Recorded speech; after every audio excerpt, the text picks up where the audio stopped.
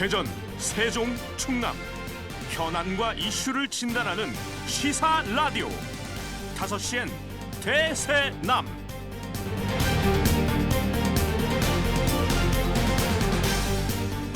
안녕하십니까, 김현선입니다. 뉴욕 맨하튼의 고가철도는 역사를 지울 수 없다라는 이 시민들의 주장으로 철거되지 않고 공원으로 바뀌었습니다. 프랑스 파리는 17세기에 만든 화려한 궁전과 건물이 거리를 채우고 있고 유산을 그대로 보존하기 위해서 허물고 바꾸는 작업이 거의 발생하지 않고 있죠. 이들 도시의 특징은 랜드마크로 불리는 건축물을 넘어서 도시 디자인에서 높은 평가를 받는다는 점입니다. 그리고 또 하나 주목할 만한 점은 사람들의 추억을 존중한다라는 얘기죠. 도시 디자인이라고 하면 대표할 만한 랜드마크, 무언가 대단한 건축물을 짓는 것으로 생각하기 쉬운데 상하수도 시설을 정비하고 또 도로와 교량을 세우는 것, 도로를 정비하는 일 또한 도시 디자인이고 무엇보다 가장 중요한 것은 거리와 마을 그리고 그 속에 살아가는 사람들의 삶에 있죠. 훌륭한 도시 디자인이라고 평가받는 것은 오랜 기간 사람들이 이용하던 공간을 허물지 않고 그 공간에 담긴 사람들의 이야기에 주목합니다. 허름하고 낡은 건물을 허물고 새 것을 짓는 대신 그 안에 문화를 심고 역사를 간직한 문화재생에 신경을 쓴다는 얘기이죠. 이런 기준에서 대전은 도시 디자인 측면에서 과연 어떤 평가를 받을 수 있을까? 한 도시가 성장하는 데에는 진화와 진통의 과정이 뒤따릅니다. 본래의 색깔을 간직하면서도 활력 넘치는 장소로 변화시키는 것이 이 도시 디자인의 핵심일 텐데요. 앞으로 대전의 50년, 100년을 위해서 더 나은 미래를 만들어가기 위해서 지금 우리가 해야 할 역할은 대전은 바로 알고 대전의 가능성을 찾아 나서는 일이 아닐까 싶습니다. 자, 그런 의미에서 5시엔 대세남에서 추석 연휴를 맞아 대세남 열린 특강을 진행하고 있죠. 오늘은 제2강 건축학개론으로 근대건축 전문가인 배재대학교 건축학부 김종원 교수를 모셨습니다. 건축학적인 측면에서 대전의 현재를 진단해보고 미래 가능성을 탐색해보겠습니다. 9월 21일 화요일 5시엔 대세남 시작합니다.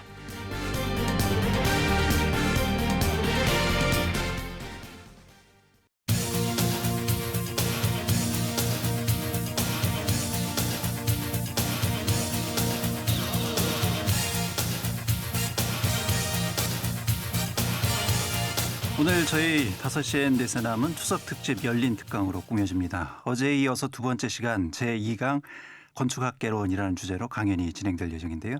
대전의 과거와 현재 그리고 미래를 건축학적인 측면에서 바라보고 대전의 가능성을 새롭게 모색해보는 시간을 준비를 했습니다. 자, 오늘 함께해 주실 배재대학교 건축학부 김종원 교수 모셨습니다. 어서 오십시오, 교수님. 네, 반갑습니다. 김종원입니다. 예. 자, 그리고 오늘도 역시 팟캐스트 하는 것입니다. 정진우 PD 함께하겠습니다. 어서 오세요. 네, 안녕하십니까. 정진호입니다. 예. 자, 김종원 교수님. 현재 대학에서 학생들을 가르치고 계시고요. 그리고 그 명동성당, 덕수궁, 석조전, 주미대한제국공사관 복원사업 이런 건축 사업에도 상당히 많이 참여를 하셨더라고요. 네네네. 예, 간략하게 좀 소개를 먼저 좀 부탁을 드리겠습니다. 저는 이제 1984년 대학교 4학년 때 건축평론을 응모를 했어요. 예. 그래가지고 어떻게 보면 공인된 제1호 건축평론가일 수가 있는데 당시 제가 이제 고대를 나왔는데 그 당시에 주남철 교수라는 분이 계신데 최고의 권위자이시죠. 그래서 이분이 저보고 교통건축에 대해서 논문을 쓰라고 하시더라고요. 예. 교통건축? 철도 역사에 대해서 쓰라고 하는 건데 철도 역사가 볼만한 게 있는가 이런 생각이 들었어요. 예. 그래서 사실은 공부한 거가 이걸로 안 쓰겠다고 하는 거를 증명하기 위해서 공부를 했는데 예. 너무 재밌는 거예요. 예. 근데 그게 왜냐하면 교통이라고 하는 것은 옛날 마역사에서부터 철도 역사를 연구하는데 이게 너무 재밌는 거예요. 교통과 건축이 밀접한 관계가 있는 거죠. 그러니까. 예. 가령에 이제 옛날 사찰도 이렇게 분석을 해보니까 예. 심산유곡에 들어가서 아주 조용히 수양을 할 곳이라고 생각하는데 사실은 교통로의 요지에 우리나라 사찰을 연결하면 교통로가 되는 거예요. 예. 그리고 충주 같은데 이렇게 사찰이 밀집되어 있는데 그거는 교통이 어려우니까 하룻밤 자고 가야 되니까 사람들이 소요가 많고 예. 그러니까 거기에 사찰이 밀집되어 있고 그러니까 우리 실제 생활과 아주 밀접하게 연결이 돼 있다는 걸 알면서 사회사적인 흐름이나 이런 맥락이 우리 전통과 근대를 연결하는 거다라고 하는 생각을 하게 됐고 예. 결국에 전통을 풀어가는 거는 근대에 대한 개념을 파악하지 않고서는 해결할 수 없다. 그러니까 전통과 현대를 연결하는 연결고리는 근대라고 하는 생각을 하게 된 거예요. 예. 근대라면 개념적으로 뭐 시기를 정한다면 어느 정도 시기를 뜻하죠? 건축학적으로? 사실 학계에서 말이 많은데 우리는 이 근대기, 일제 강점기를 너무 지나치게 강조하는 것 같아요. 그러니까 개항이라는 거가 일본에 의해서 이루어졌다고 하는데 사실은 한국 근대는 열강들이 미국, 뭐 영국, 프랑스, 러시아 이런 열강들이 모여서 우리 전통 문화가 뒤섞이면서 용광로 같은 그런 힘을 갖고 있었는데 사실 일본에 의해서 차갑게 식어버린 예. 상태거든요. 그렇죠. 근데 식었다고 해서 그 에너지가 없는 건 아니에요. 우리가 우리 통찰력을 가지고 그걸 이렇게 품어내고 이걸 다시 재활시키고 이렇게 살려내야 되는데 우리는 한국 근대사를 너무 독립운동사 아니면 식민지사로만 보고 있는 것 같아요. 우리가 갖고 있는 잠재적 역량은 굉장히 많은데 예. 저는 이제 그런 걸 찾아 나가려고 하고 있고 제가 건축이 전공이니까 근대 건축물을 복원하고 또 보수하고 이런 작업을 하고 있습니다. 예. 그러면 건축학적으로 근대의 시점은 뭐 개항 이후 일본 강점기 뭐 이렇게 봐야 될까요? 아주 중요한 질문인데요. 예. 그러니까 우리가 근대에 대한 생각을 서양 문화가 유입된 거를 근대의 시작으로 보는데 사실은 서양의 도입이 일본을 통해서 도입하기 이전에 청나라. 청나라를 통해서 중국을 통해서 이 서양 문화가 도입되고 그렇죠. 예. 고종의 어떤 서양에 대한 개념을 소개시켜준 분이 데니 오웬이라든가 뭐 위안스카이나 아니면 뭐 실학자들 다 중국을 통해서 서양 문화를 유입했잖아요. 근데 그런 것을 우리는 다 인지하지 않고 있어요. 근대의 켜도 굉장히 다각적이고 다양하고 또 자생적인 근대도 굉장히 많이 있어요. 사실은 한국 근대는 굉장히 다층적이고 굉장히 다양하고 폭이 넓은데 일본과의 관계로서만 근대를 바라보는 것 같습니다. 예. 경제학적으로도 뭐 자본주의 맹아루냐고 해서 일제 강점기 이전에 우리는 벌써부터 이제 자본주의의 씨앗이 싹둑 있었다 이런 뭐 이론도 있거든요. 네네. 사실은 네, 예. 그렇습니다. 그런 측면에서 그러면 우리 지역의 도시 건축물들은 어떤 역사성과 의미를 갖고 있는지 이런 부분들을 오늘 이 시간을 좀 통해서 좀 풀어주시면 좋을 것 같아요. 그리고 앞으로 우리 대전이 어떤 도시 미래를 지향해야 될지 도시 건축학적으로 이런 부분에 대한 얘기를 들으면 좋을 것 같습니다. 네, 이렇게 초대해 주셔서 감사드립니다. 예. 교수님 어쨌든 고향이 대전은 아니시죠? 네, 대전 아닙니다. 처음에 그럼 대전 오셨을 때 어떤 인상이셨어요? 이 건축학자 입장에서 딱 바라보는 대전의 이미지는 어떤 거였습니까? 사실 대전에 와서 너무너무 좋았어요. 왜냐하면 신성동이라고 하는 연구단지를 예. 보고서 야, 이건 정말 외국과 같은 도시다. 그래서 이런 데서 산다는 거. 녹지가 많고. 네. 예. 그래서 제가 신성동에서 한 10여 년 살았는데 이런 정말 좋은 환경에서 이렇게 대전이 갖고 있는 어떤 여유로움과 주거 환경이나 이런 게 갖추고 있는데 이기에 반해서 도시 환경은 이렇다 할 뭐 특징이 없는 것 같아요. 그러니까 대전이 갖고 있는 정체성 이런 것들이 잘 표현되지 못하고 예. 주로 이제 서울이라고 하는 대도시를 지향하는 그러니까 뭐 건물이라든가 큰 도시를 만들고 뭐 이런 특징 없는 대전의 정체성과 연계가 없는 도시를 가다 보니까 예. 대전의 특징이 없는 것 같아요. 특히나 이제 제가 대전에 1998년도에 왔는데 그 당시에 이제 정부 종합청사가 들어서고 둔산이 개발이 됐는데 그렇죠. 예. 청사와 시청사와 아파트 단지로 이루어져 있는 이 도시 경관이 마치 속마음을 내보이지 않는 무표정한 제 개인적인 말씀을 드리면 참 재밌는 건데 제가 이제 10년 정도 있다가 집을 이제 사야 된다고 생각해서 예. 그 당시에 노은지구하고 태평동에 버드네 아파트가 이렇게 있었어요. 제가 이제 분당 시범단지 설계를 했거든요. 아, 그러셨습니까? 네네. 그래서 제가 주거에 있어서는 전문가다. 예. 이렇게 가지고 저희 집사람한테 서대전역이 이제 KTX도 들어서고 예. 그러니까 이제 버드네를 사는 게 당연히 좋다라고. 그 2000년대 초반이었죠. 네, 그렇죠. 예, 예. 그래서 버드네 아파트를 샀죠. 예. 근데 버드네 아파트는 거의 개발이 안 되고 제가 저희 집사람한테 난 주거 전문가야. 주거 전문가지 부동산 전문가는 아니시니까요. 그렇죠. 사모님 말씀을 들었으면 어디 노은 어디에 집이 있고 상당히 그때보다는 많이 집값이 올랐을 텐데. 전문가인 저보다 여자의 감이 더 좋은 것 같아요. 예. 그러니까 어쨌든 이제 도시 건축 전문가의 입장으로 대전의 라는 도시의 그 인상은 별로 그렇게 특징적이지 않은 오히려 둔산동을 봤을 때는 좀 특징이 없는 회색 도시의 이미지.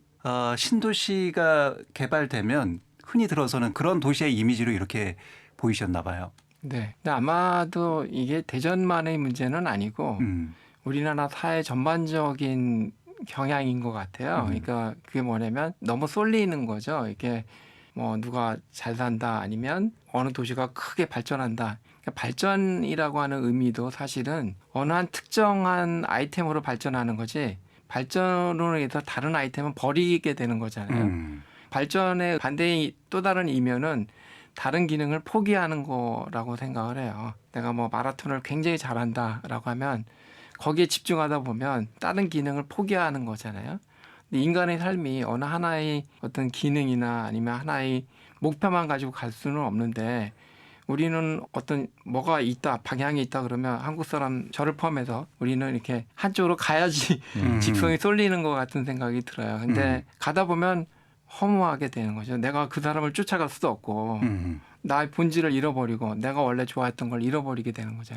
그러니까 도시도 똑같은 것 같아요. 대전은 대전이 갖고 있는 정체성이 있고 뭐 청주는 청주가 갖고 있는 정체성, 부산은 부산 이런 것들이 있는데 이런 걸 유지하는 거가 풍요롭게 우리 삶과 연결이 되는데 대전은 뭔가 이렇게 굉장히 점잖고 여유 있는 것처럼 보이지만 이게 뭔가 자기 정체성이나 이런 걸 간직하지 않으면서 그러니까 사람들 마음이 그대로 대전 도시 이미지의 표현이 되는 거예요. 제가 궁금한 게요. 교수님이 대전은 대전만의 정체성이 있다고 하셨는데 그 정체성이 뭔가요? 그러니까 표면적으로는 뭐 과학도시다 아니면 요즘에 4차 산업혁명 특별시다 이런 이야기들을 많이 하고는 있는데 아마 많은 시민들이 그거를 체감하시지는 못하실 것 같거든요. 교수님이 생각하시는 대전의 정체성은 어떤 거라고 보세요? 교통도시라고 하는 거죠. 이 삼국 시대에 통일신라가 된 다음에 수도가 경주였어요. 예. 근데 저는 통일신라가 발전하지 못하는 가장 큰 이유가 교통이라는 것 때문에 통제가 잘 안 됐다라고 생각이 돼요. 경주 한쪽으로 쏠려 있기 때문에. 근데 대전은 1905년 1월 1일 날 경부선이 개설되면서 대전역이 들어서고 그때부터 이제 대전이 본격적으로 이제 발전하기 시작합니다. 근데 사실 이 대전역이 처음부터 경부선을 거쳐가는 도시가 아니었어요. 원래는 청주를 향해서 문경과 세제와 그다음에 청주를 통해서 이 서울로 향하는 게 원래 노선이었어요. 이제 러시아 힘이 아간파천 위에 러시아 힘이 세니까 이 러시아가 일본에 주기가 싫은 거예요, 호남선을. 그래서 이 프랑스에 부설권을 줘요, 러시아가. 압력을 줘서 조선 정부에 압력을 해서. 근데 일본이 가만히 생각해 보니까 경부선 부설권을 받았고 근데 호남선 부설권을 프랑스에 주면 결국에 일본이 호남선 부설권까지 차지하긴 했지만 그러면 이제 이 호남선 부설권이 이렇게 굉장히 길어지잖아요. 서울부터 목포까지. 그러니까 이 길이를 짧게 하기 위해서 충주로 통했던 길을 대전으로 선로를 바꾼 거예요. 그러니까 호남선 못 먹을 걸 대비해서 경로를 바꿨다 이런 얘기인 그렇죠. 거죠? 그래서 길이를 호남선의 부설 길이를 짧게 하기 위해서 대전으로 노선을 바꾼 거예요. 그래서 이제 대전은 그렇게 되다 보니까 이제 철로가 만들어지면서 그 전까지 조선 시대에는 한양을 중심으로 해서 이 X차 축이 형성이 돼 있어요. 그러니까 부산에서 서울 거쳐서 의주, 또 목포에서 서울을 거쳐가지고 그 원산 쪽으로 이렇게 쭉 가는 X자형이었는데 대전을 중심으로 해서 이렇게 갈라지잖아요. 그러니까 Y축으로 형성이 되는 거죠. 그 정점에 대전이 위치하고 있는 거죠. 그 부분은 대전이 발전에 대한 핵이라고 생각이 돼요. 예. 교수님 말씀 이렇게 들어보니까 뭐 대전의 정체성은 그럼 교수님은 교통이다 뭐 이렇게 지금 의미를 갖고 계신 것 같아요.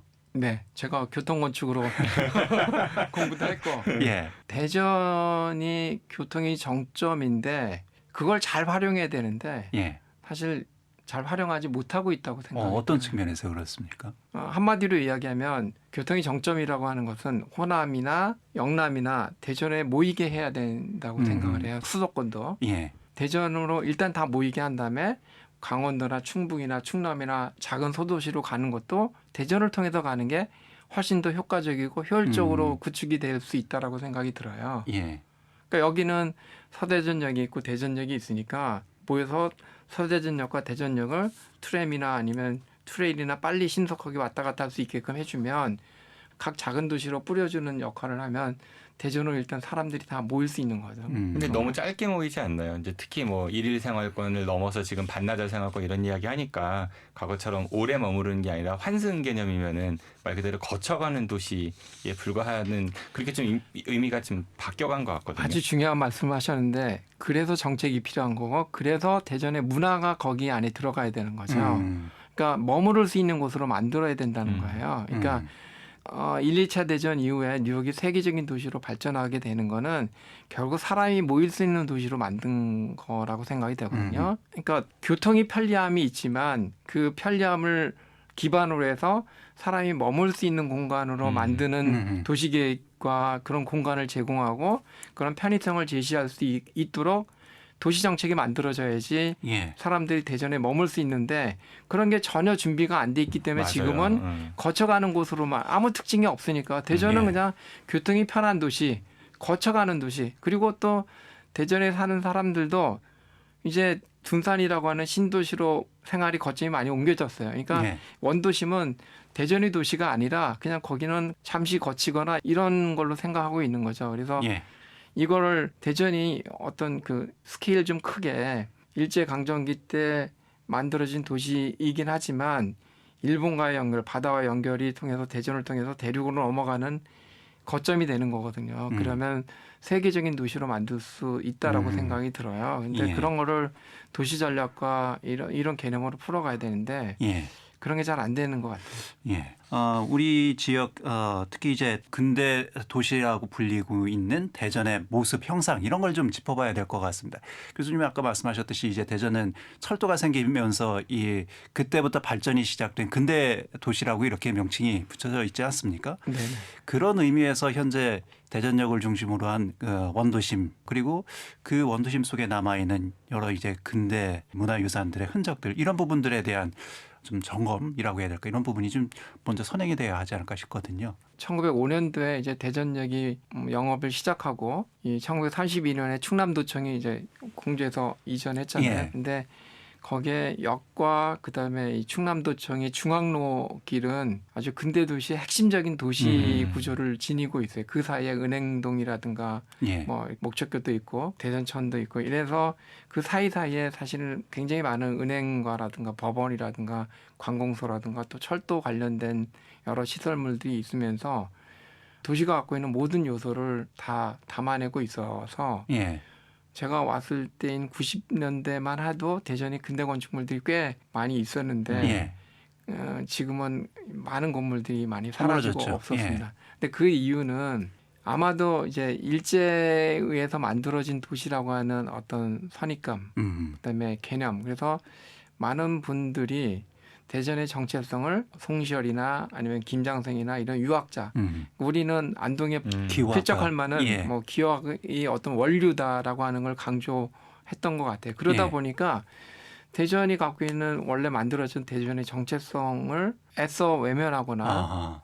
그다음에 그거에 가치를 부여하는 노력을 하지 않았던 거죠. 그러니까 일제의 잔재를 없애버리고 그다음에 청산하고 그걸 인정하지 않는 거죠. 그러니까 우리 스스로의 태어난 이 대전의 역사성을 어떻게 극복하고 어떻게 풀어낼 것인가에 대한 고민을 신랄하게 하지 않고 어떻든 간에 우리 원류가 되는 어떤 김장생이나 송시열에는 걸출한 유학자를 끌어들여서 대전을 자꾸 이야기하니까 지금까지 쌓아놓은 100여 년의 역사를 애써 인정하지 않으려고 했다라는 생각이 들어요. 그러니까 대전의 근대 역사를 상대적으로 가치를 좀 스스로 폄하한 것이 아니냐. 네, 그러다 보니까 도시나 건축이라고 하는 것은 수많은 결정 요인들이 들어가게 돼요. 그러니까 그게 겉으로 나타나는 그런 것만이 아니라 그 당시 갖고 있는 사회적인 현상과 그다음에 상황들 이런 것들을 다 압축적으로 표현하고 있는 게 도시고 건축이거든요. 결국 뭐냐면 이런 건물을 짓는 거는 내가 그 정도의 상황이기 때문에 이런 건물을 짓게 되는 거고 그 정도의 선입관과 학식과 그래서 건축이라고 하는 것은 개인으로 돌아가서 내가 우리 집을 짓는다 그러면 내가 가용할 수 있는 모든 에너지를 다 동원해서 우리 집을 짓잖아요. 그렇죠. 마찬가지로 그 사회가 갖고 있는 에너지를 다 동원해서 도시를 만들고 건축을 만드는 거예요. 근데 그렇게 쏟았던 에너지를 뭐 일제의 힘에 의해서든 아니면 거기에서 어쨌든 우리가 관여하고 우리가 들어가고 실제로 우리가 생활했던 실체들이에요. 도시나 건축은. 근데 그거를 애써 외면하고 우리가 인정하지 않을 때 대전이 갖고 있는 정체성을 찾는 거는 저는 요원하다고 생각해요. 그러니까 첫 단추부터 잘못 깨진 게 아닌가 뭐 이런 생각이 좀 들기도 하거든요. 말씀 듣다 보니까 저도 사실 그 대전 시립박물관에 예전에 처음 가봤을 때 보고 놀랐던 게 그 당시엔 또 대전 역사박물관이라고 이름을 지었었거든요. 그래서 아, 대전의 역사에 대해서 배울 수 있겠구나라고 갔더니 그냥 말 그대로 기호학파 가문의 어떤 그런 자료들만 잔뜩 있더라고요. 그래서 상당히 뭐랄까 공감이 좀 잘 안 됐었어요. 그러니까 조선 시대에서 근대를 건너뛰고 바로 이제 현대로 오는. 네. 근데 사실 조선 시대에는 대전이라는 도시는 없었다고 봐도 무방한 거잖아요. 그렇죠. 네. 근데 또 재밌는 게 지금 우리가 아주 냉철하게 봐야 될 거가 여기가 둔산이잖아요. 예. 둔산이라고 하는 거는 둔덕이 많은 동네잖아요. 예. 근데 여기에 둔산에 둔덕은 없어요. 여기 다 논밭이었거든요, 사실은. 군부대 군부대 있었고. 있고. 네. 예. 그러니까 그걸 다 평지로 다 만들어서 획일적으로 이렇게 만들어서 왜 둔산이라는 이름이 있지? 둔산에서 둔산을 찾을 수가 없어요. 그렇죠. 그러니까 우리가 지금 처해지는 상황, 우리가 행위가 이루어지는 상황이 지금 우리가 갖고 있는 실체를 인정하지 않고 대도시 서울을 따라가고 예. 뭐 선진화된 도시를 따라가고 이렇게 하고 있다는 거예요. 근데 그게 뭐 대전뿐만 아니라 우리 사회가 사실은 지금까지 해왔던 과정이라고 생각이 돼요. 뭐 현대화의 이름으로 네. 많은 것들이 없어졌잖아요, 사실 우리 사회에서.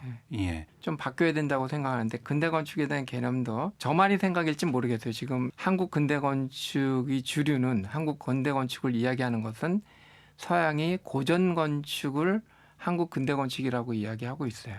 서양의 고전 건축과 한국의 근대 건축을 이렇게 등치시킵니까? 동일시해요.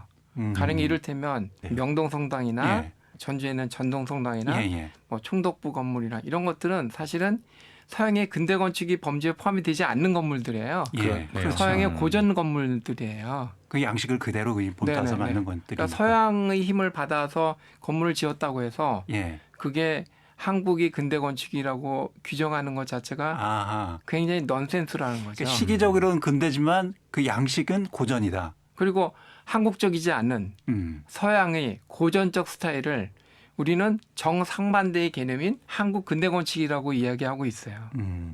용어 개념 정리부터 그럼 다시 해야 되겠는데요. 네. 물론 이런 건물들이 한국 근대 시기에 지어졌기 때문에 한국 근대 건축이 범주 안에 들어가는 거는 나름대로 일리가 있을 수 있어요. 예. 타임라인은 맞지만 양식은 그렇게 보기 어렵다. 정말 중요한 거는 서양의 고전 건축의 개념으로 생각하고 있기 때문에 그러니까 한국 근대 건축의 퀄리티를 질을 따질 때 얼마나 서양의 건물을 잘 베끼고 얼마나 서양의 건물을 잘 따라하느냐에 따라서 우리는 한국 근대 건축의 퀄리티에 대한 평가를 하고 있어요. 그런데 생각해 보세요. 서양의 고전 건축을 잘 따라가봤자 예. 그거는 아류에 불과해요. 우리가 파리에는 노트르담 성당을 우리가 잘 베껴서 명동성당하고 만들었다. 비교하는 거가 되는 거네요. 그러면 노트르담 그렇죠. 성당하고. 그러니까 지금까지 우리는 한국 근대 건축에 대한 평가를 그렇게 해왔어요. 굉장히 중요한 부분인데 대상은 똑같더라도 이 관점이나 생각에 따라서 평가가 달라지는 거예요. 예. 왜냐하면 명동성당을 우리가 평가할 때 서양이 고딕 스타일의 건물을 그래도 한국 건축에서 제일 잘 표현한 거예요. 예. 그래서 이제 근대 건축, 한국 근대 건축에서 중요한 건물로 평가를 해왔어요. 종교적인 것도. 근데 명동성당도 자세히 보면 서양의 건물하고 달라요. 고딕 건축하고. 일단 벽돌 사이즈부터 달라요. 한국 사람이 손이 적기 때문에 아시아계 사람들이 손이 적어서 벽돌 사이즈가 적어요. 그다음에 우리는 전벽돌이라고 하는 회색 벽돌을 사용했어요. 재료 자체는 다르겠죠. 네, 재료도 다르고. 예. 그러니까 서양의 건축을 도입하면서 한국적인 요소가 들어갔어요. 즉 뭐냐면 서양의 문화를 한국적인 거가 결합돼서 새로운 문화가 만들어지는 거예요. 새로운 건축이. 그 서양 건축을 받아들였지만 이 한국의 문화나 한국의 특성이나 이런 게 반영이 돼서 새로운 건축이 만들어져서 거기에 가치를 부여해서 예. 그래야지 세계의 문화가 건축 문화가 확장되고 세계 문화에 기여하는 거죠. 양식만 가지고 그러니까 뭐 고딕 양식이다 뭐 이런 것만 가지고 따질 것이 아니다라는 그런 말씀인 것 그렇죠. 같네요. 예. 예. 서양 건축은 기본적으로 보여주기 위한 건축이에요. 바깥에서 안으로 들어가면서 바라보려고 하는 게 서양 건축이고 서양의 건축가는 건축의 개념이 물건을 만드는 개념으로 만들었어요. 그래서 사람들이 볼 때 간복하고 왕이나 신이 만들어진 건물이라고 하는 어떤 그런 힘, 그 왕이나 그 사회가 표방하는 것을 그 시대의 사람들한테 알려주는 역할을 하는 거가 서양 건축의 기본 개념이에요. 각 시대마다 다 바뀌어왔고. 근데 한국 시대. 건축의 경우에는 그 안에서 살면서 바깥을 바라보는 거예요. 관점이 완전히 달라요. 그래서 건물의 쓰임도 서양의 건물 성당이나 이런 것들은 서측 종탑을 통해서 들어가요. 좁은 면을 통해서. 근데 우리나라의 한옥 같은 경우는 넓은 면, 정면이 이렇게 넓은 창호가 있어서 바깥을 내려다 볼 수 있게끔 되어 있어요. 공간에 대한 이용에 대한 구조가 다른 거예요.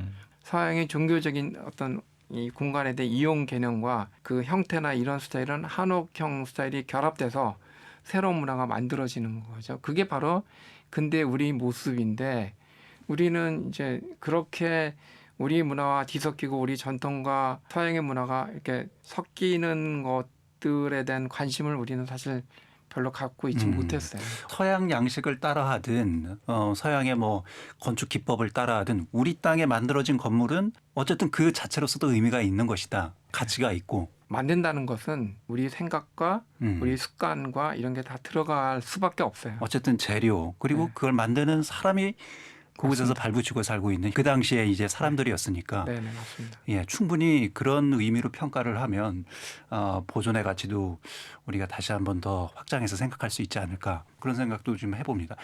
그런 측면에서 교수님 그러면 이게 이제 대전의 근대 건축물에 대한 평가를 좀 해야 될 것 같은데요. 네네. 90년대 초반에 교수님께서 눈여겨보셨던 이런 근대 건축물들이 아쉽게 사라졌다 이런 말씀도 하셨지 않았습니까? 혹시 현재 남아있는 건축물들 중에서 좀 평가 가치가 좀 있는 그런 건축물들은 어떤 것이 있을까요? 대전은 아직도 뭐 굉장히 중요한 건물들이 많이 있죠. 그래서 1차적으로 저는 옛 충남도청은 압도적인 그 중요한 근대 건축물이라고 생각을 해요. 건축학적으로도 그렇게 평가할 네네. 수 있습니까? 이 충남도청은 사실 아주 모범적인 그런 도청 건물이 되고 철도역과 그다음에 도청 사이를 연결하는 중앙로의 도시계획적인 측면이 사실은 오히려 일제 때 만들어졌지만 철도역은 옛날에 성문의 역할을 했거든요. 그렇죠. 예. 읍성으로 들어가는 성문의 역할을 하는데 성문으로 들어가면 남문에서 가운데 보이는 게 동원이 딱 놓여지게 돼요.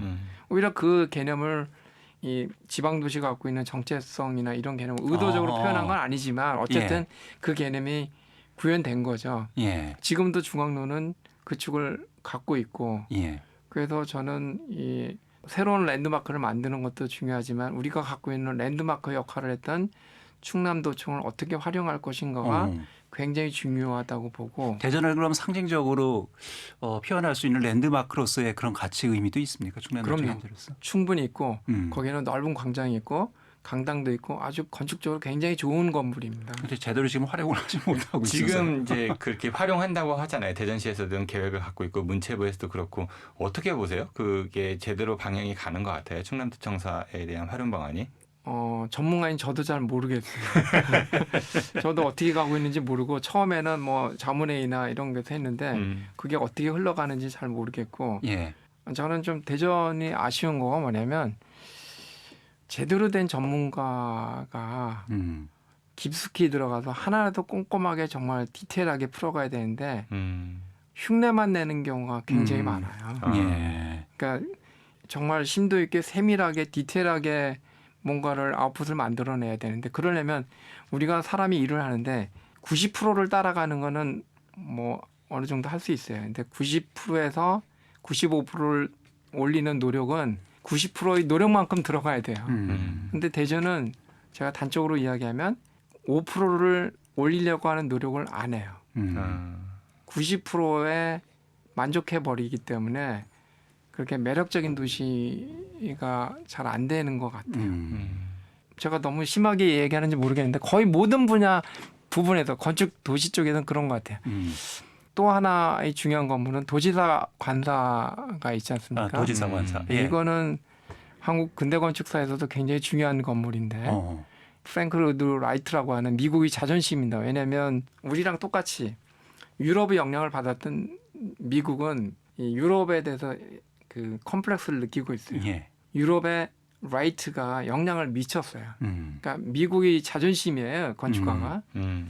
근데 이 도지사 간사는 라이트 풍의 건축을 갖고 있어요. 굉장히 일본식 건물이지만 서양이 그 프랭크 로이드 라이트 풍의 디자인을 갖고 있고, 근데 지금 보수하면서 그 특성을 다 잃어버렸어요.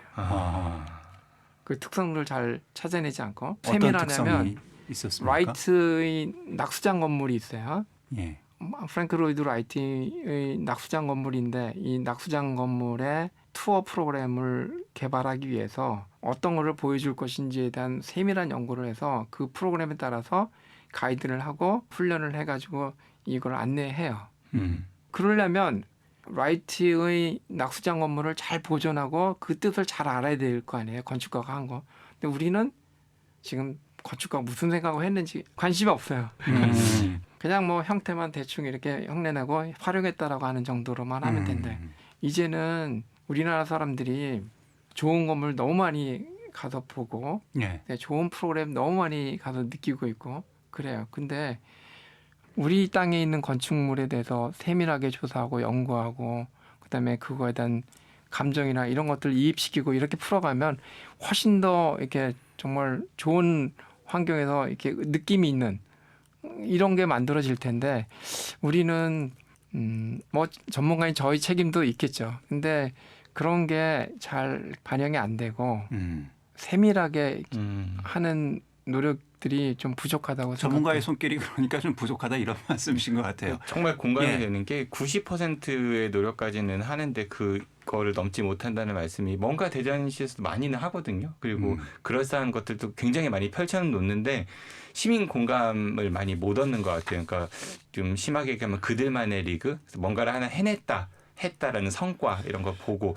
여기에 좀 그치고 있지 않은가 싶어서 저도 좀 개인적으로 많이 답답하게 생각합니다. 그런 의미 있는 건축물들 수리하고 보수할 때 이 전문가들의 좀 고증과 검증을 좀 면밀하게 거치고 해야 되는데 뭐 예산, 뭐 시간상의 이유로 편리한 대로 대충 한다 이런 말씀이신 것 같기도 하고요. 형식적으로 고증이나 자문은 거칩니다. 근데 그게 형식적으로. 거의 형식적이에요. 네, 제가 대전에 있는 모 박물관 자문을 했어요. 저는 예. 이제 서울 정동에 있는 배재학당 역사박물관을 제가 만들고 제가 지금까지 운영을 하고 있는데 그리고 박물관 일을 계속 관여하고 있어요. 그래서 뭐 박물관 자문을 해서 아주 신랄하게 제가 비판을 해서 그렇게 가면 안 된다 비판을 했는데 그랬더니 참여한 업체가 회의 끝난 다음에 저한테 명예훼손이라고 전화를 했어요. 그러니까 회의석상에서 한 얘기가 뭐 명예훼손입니까? 도대체 이해가 안 되고 어쨌든 전문가의 자문을 그런 식으로 소화했다는 거에 대해서 진정으로 받아들일 우리- 준비가 되어 있지 않고 네, 우리 사회가 목표가 다 다른 거예요. 뭐냐면 대전시는 이걸 해서 했다라고 하는 보존을 했다라고 하는 거고 근데 업체는 이걸 해서 비용 수익 최소화. 비용을 최소화하고 이거 예. 하는 거고 전문가는 또 그냥 내가 자문했다라고 하는 거고 이게 가고자 하는 골이나 목표가 정확해야 되는데 예. 이게 각기 다 뿔뿔이 흩어지고 이게 음. 정교하게 시나리오가 만들어지지 않은 상태에서 이게 일이 추진되다 보니까 예. 이게 완성도가 떨어지는 거죠. 알겠습니다. 뭐 충남도청사 그리고 도지사 관사에 대해서 말씀하셨는데 또 어떤 우리 지역에 남아 있는 근대 건축물에 대한 얘기가 좀 지금 있을까요? 다빈치 환경점으로 사용하고 있는 대전산업은행도 대전연합회.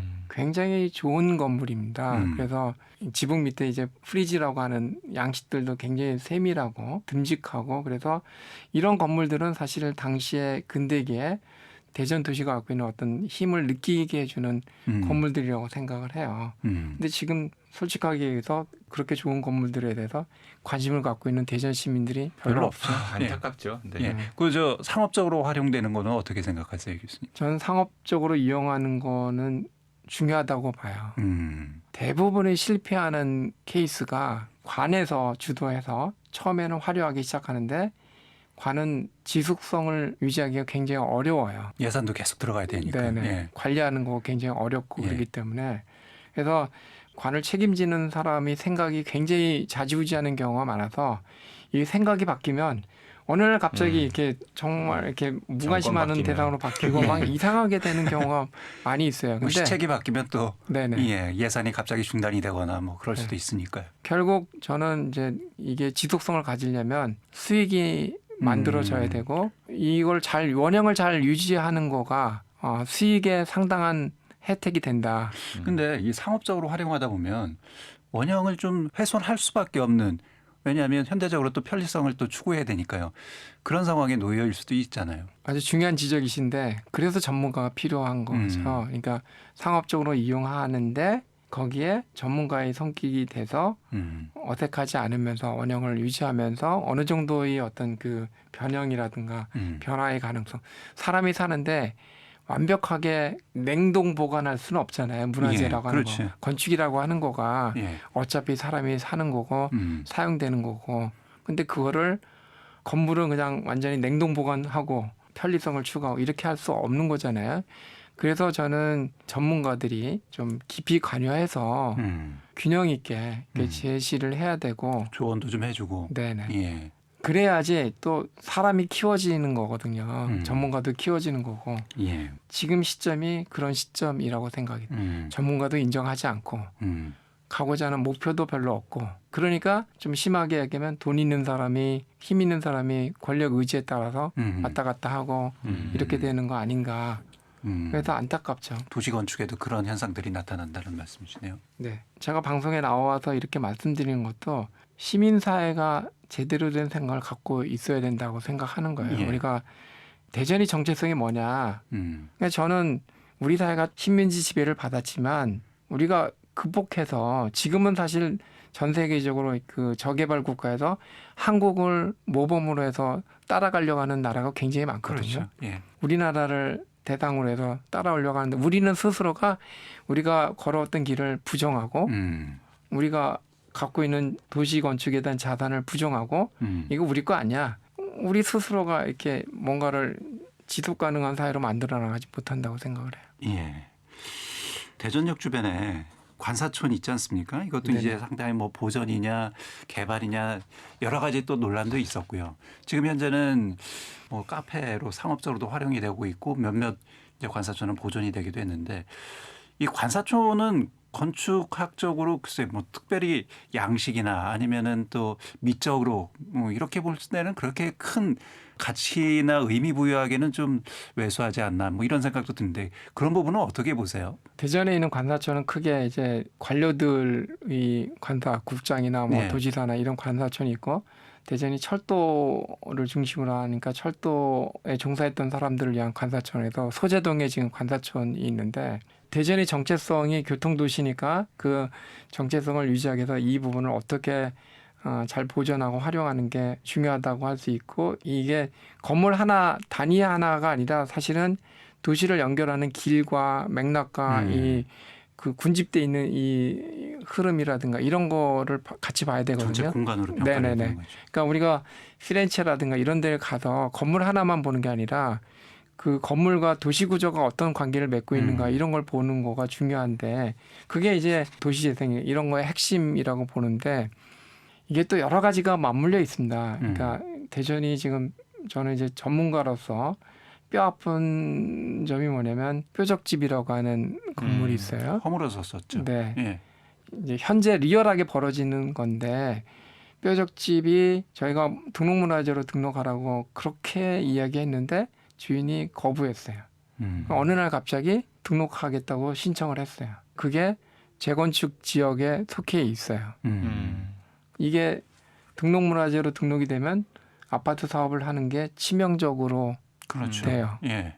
그래서 이분은 그 아파트 사업을 하면서 등록을 신청했다가 등록을 해제를 요청했어요. 그러니까 즉 뭐냐면 집값을 올린 보상비를 받기 위해서. 받기 위한 그러니까 이게 사회적으로는 법적인 거를 다 이렇게 같이 연계시켜서 법을 이용하는 거지 오히려 일반 시민들이 그런 게 이제 뾰족집뿐만 아니라 다른 데서도 일어나고 있어요. 그래서 결국에는 뭐 여러 가지 우여곡절에 이제 뾰족집이 이제 이전해서 지금 하는데 제대로 지금 활용이 잘 안 되고 있고 소재동도 유사한 상황에 지금 내몰리고 있어요. 그러니까 예. 단순하게 건물을 보존하느냐 이런 차원이 아니라 재건축과 경제적인 관계나 이런 것들이 막 뒤섞이면서 굉장히 난해한 방정식처럼 이렇게 전개가 되고 있거든요. 그냥 관사촌이 뭐 건축학적으로 크게 의미 있는 건물이라던가 또 아니면 미적으로 봤을 때 뭐 상당히 아름답거나 보존의 가치가 높거나 사실 그런 건물은 아니잖아요. 그냥 생활 속에서 존재했던 이런 건물들인데 그런 건물에 대한 보존의 가치를 평가할 때는 그러면 어떻게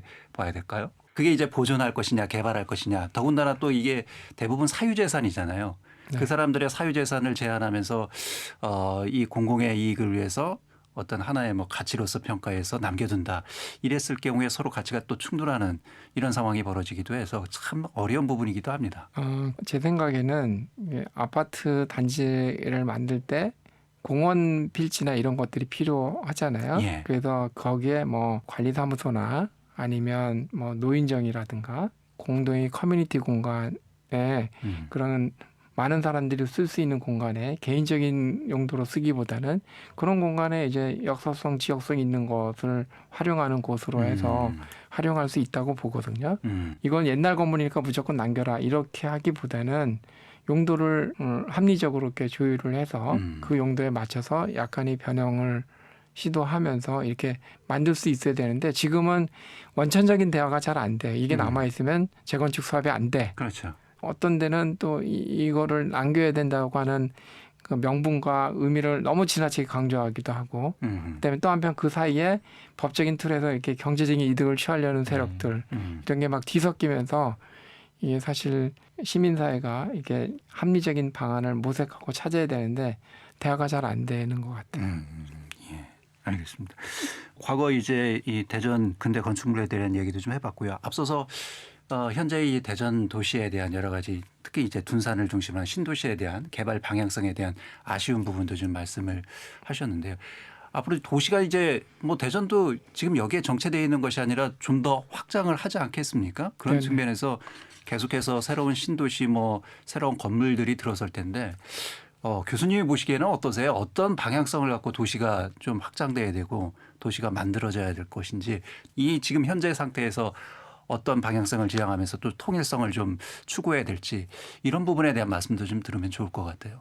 네, 그 대전이 이제 철도를 기점으로 해서 발전했기 때문에 그런 정체성을 유지하고 그 개념을 지속적으로 가져가는 게 중요하다고 봅니다. 다행히 대전역은 서울과 부산을 연결하는 역이잖아요. 그 중간 기점이 대전역이 있고 그다음에 서대전역은 저는 굉장히 아쉬운데 호남선이 이제 공주로 이렇게 연결이 돼 있잖아요. 많이 이제 기능이 축소됐어요. 서대전역이. 예. 근데 저는 호남 지역에서 서대전역을 통해서 올 수 있게끔 하는 게 저는 반드시 필요하다고 보고요.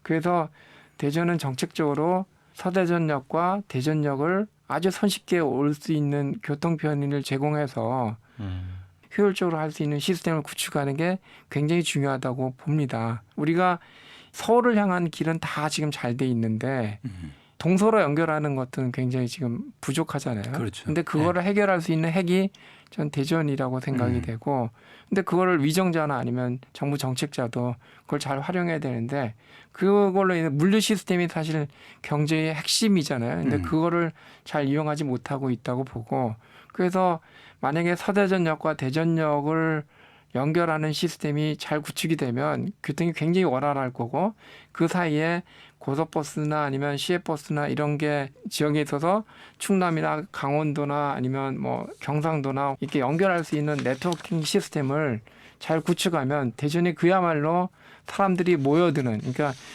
기하학적으로 중심이 아니라 사람들이 모이는 저는 구심 도시가 돼야 된다고 생각하거든요. 그 말씀은 꼭 이제 원도심이 더 활성화돼야 된다. 그렇죠. 말씀이죠. 둔산은 대전 시민의 도시가 되고 원도심은 전국적인 도시망 네트워크를 형성하고 그다음에 충남도청을 기점으로 해서 서대전 광장, 서대전역 여기까지를 문화벨트로 만드는 거죠. 거기서 365일 매일 문화 이벤트가 벌어지고 여러 창작을 하고 있는 공간들이 만들어지면 세계적인 작가들 이런 사람들이 몰려들 거예요.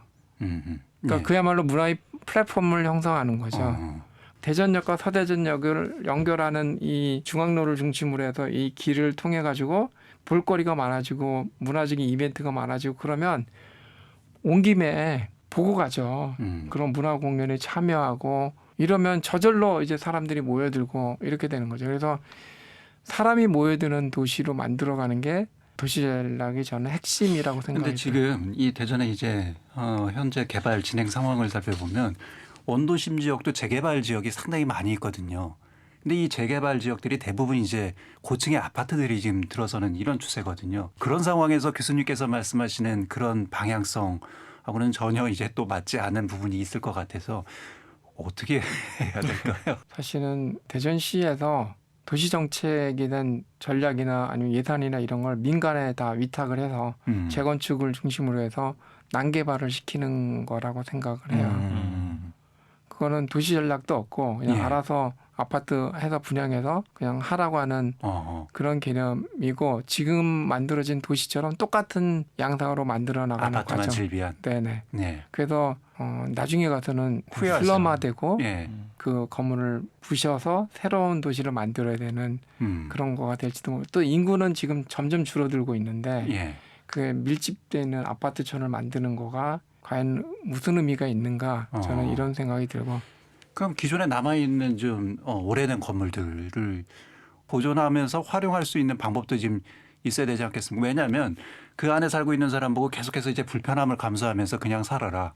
뭐 아파트 지으면 경제적 가치는 분명히 이제 얻을 수 있는데 그걸 포기하고 거기서 그냥 그대로 살아라. 이렇게 또 강요할 수는 없는 부분이잖아요. 네, 맞습니다. 제가 그 2015년도에서부터 16년, 2년 동안 워싱턴 DC에 있는 주미대한제공사관 보건공사를 거기 현장에 가서 제가 총괄을 하고 왔는데 그 위치가 로간 서클이라고 하는데요. 예. 이 로간 서클은 흑인들이 몰려서 살았던 곳이에요. 1960년대는 그곳이 마약과 성매매, 폭력 이런 걸로 유명한 도시였어요. 그래서 그 사람들이 거기에 진입하지 못하는 그런 지역이었어요.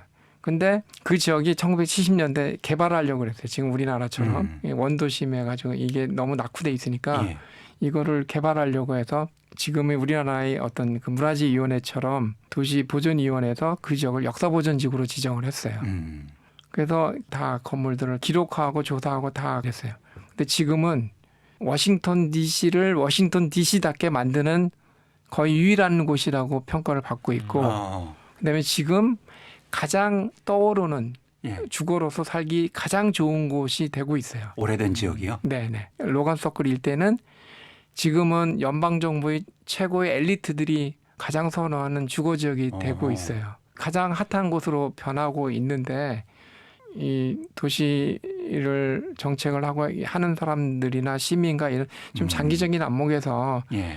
대전이 갖고 있는 정체성, 뭐 개발에 대한 압력이나 개발에 대한 욕구를 막을 수는 없겠죠. 근데 예. 어느 정도는 가장 중요한 부분은 이 부분은 남겨서 같이 더불어서 할 수 있는 환경으로 만들어야 된다라고 하는 어떤 컨센서스를 만들고 원도심에 대한 도시재생이나 도시개발의 방향성은 뭐 교수님께서 지금 방금 설명해 주신 그 사례를 준용을 한다면 충분히 대전도 어느 정도의 가능성을 지금 내포하고 있지 않나. 네. 근데 지금 뭐 그 동춘당도 마찬가지고 예. 사실 우리는 공원이라고 하는 거 그러니까 우리가 도시를 정비하는데 도시계획을 하는데 공원이 있어요. 근데 공원에 대한 개념을 나무가 있는 걸 공원이라고 보는데 저는 주변에 있는 근대 건축물도 개발을 정지시키면 그건 굉장히 중요한 공원이라고 생각을 해요. 예.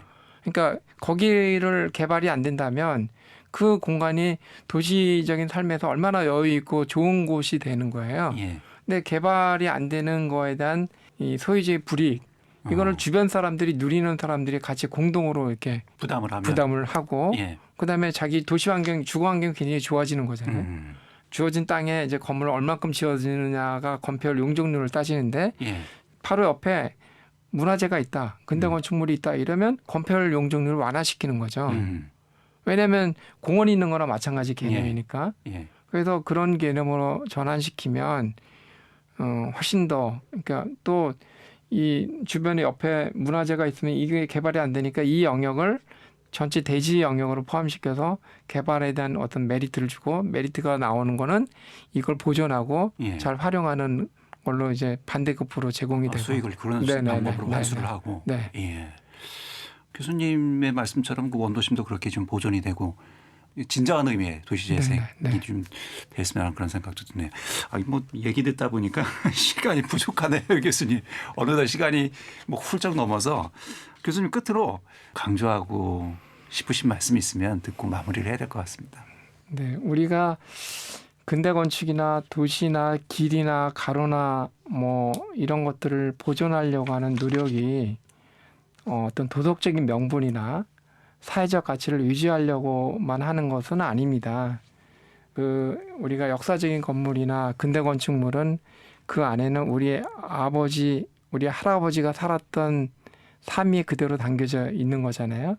근데 그거를 보존하는 노력은 나의 현재의 삶, 그러니까 내가 지금 살고 있는 삶에 얼마나 가치 있게 할 것인가를 생각하는 계기가 되는 거예요. 예. 그러니까 내가 지금 살고 있는 이 환경이 좀 지나면 언젠가 나의 후손, 나의 아들들한테 넘겨지는 거잖아요. 그러니까 남겨지려면 어떻게 해야 되냐면 잘 생활을 해야 되고 행복하게 살아야 되는 거잖아요. 근대 건축물, 근대 도시를 보존하는 것은 그러니까 내가 뭐 도덕적으로 우월해서 뭐 이런 시민 운동이 아니라 나의 삶을 내 생활을 잘하기 위한 하나의 방편이고 제가 이제 미국에 한 2년 워싱턴 DC에 2년 있으면서 조지 메이슨 대학의 노영찬 교수님 강의를 거의 빠짐없이 들었는데 이분은 목사님이세요. 신학을 공부하시는 분인데 교포들한테 20여 년 동안 한 달에 한 번도 빠짐없이 유교 강의를 하세요. 근데 추석 때 맞이해서 이분이 제사나 차례에 대한 의미를 이야기하는데 예. 부모님한테 효를 하는 거는 효의 근본은 뭐 선물을 하고 뭘 이렇게 기쁘게 하고 하는 게 아니라 수직으로는 나의 부모와 조상들을 연결하고 수평으로는 나의 형제나 가족을 연결하는 하면서 나의 정체성을 찾는 과정이 제사라고 하는 거라는 거예요. 예. 그래서 누구한테 뭘 선물하고 이런 게 뭐 그다음에 뭐 진도를 어떻게 하고 이런 게 중요한 게 아니라 그걸 통해서 나의 정체성. 그래서 저는 이 추석을 통해서 우리 대전 시민들이 나의 정체성과 함께 대전의 정체성을 다시 한번 생각하면서 예. 앞으로 우리가 어떻게 살 것인가를 다시 고민하는 시간이 되면 좋지 않겠나 생각을 해봅니다. 예, 알겠습니다. 이게 한 시간으로는 안 될 것 같고 다음에 또 기회 있으면 모시고 관련해서 좀 말씀을 나누는 시간을 가지면 좋을 것 같습니다. 교수님 오늘 긴 시간 고맙습니다. 감사합니다. 네, 감사합니다. 네. 예. 자, 오늘 5시엔 대서남 추석 특집 대서남 열린 특강 시리즈 두 번째 시간 제2강 건축학개론을 함께했습니다. 지금까지 배재대학교 건축학부 김종원 교수 그리고 팟캐스트 하는 것입니다. 정진우 PD 두 분과 함께했습니다. 내일은 대서남 열린 특강 시리즈 마지막 시간으로 제3강 예술론을 준비했습니다. 내일도 많은 청취 부탁드리겠습니다. 자, 9월 21일 화요일 순서 여기서 마치겠습니다. 지금까지 김현선이었습니다.